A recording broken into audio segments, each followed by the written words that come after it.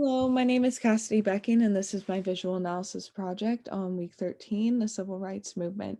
So, the first article we covered this week was From Oral History to Movie Script, which was off how the Americans needed an explanation for why we lost the Vietnam War. And what was conjured up was that the American public actually turned against the soldiers. And the majority opinion was why we had to stand down. And as you can see through these um, newspaper articles and photos and leaflets in my visual, um, this was highly publicized and really drilled into these people's brains, which eventually turned into the public turning against the soldiers. So the next topic we covered this week was discophobia. So discos in the 1960s displayed a lot of blurring of the lines between men and women.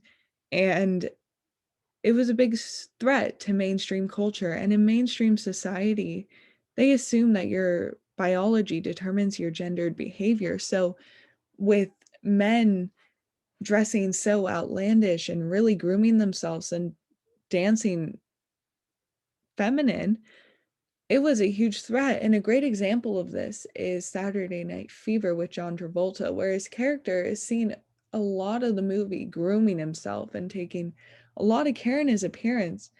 And a very big misconception at the time was if you joined this disco culture, you would start displaying very feminine traits for some reason. So the next thing is the case study for this week, which was off systemic change. So the big groups at the time, the big protest groups, were all about some sort of systemic change that they were fighting for. And there was a lot of stereotypes and misinformation being spread about them.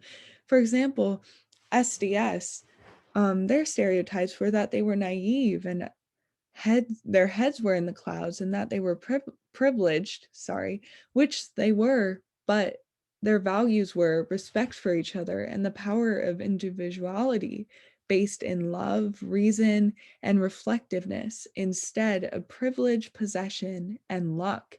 And according to them, that will lead to a participatory democracy. And lastly is the difference in opinion. So I chose the Vietnam discussion and I didn't find many differences in opinions. But what I did find was differences in original opinion based off knowledge. So what I mean by this was, for example, Francesca Pereira, I hope I'm saying that right. She didn't know much at all.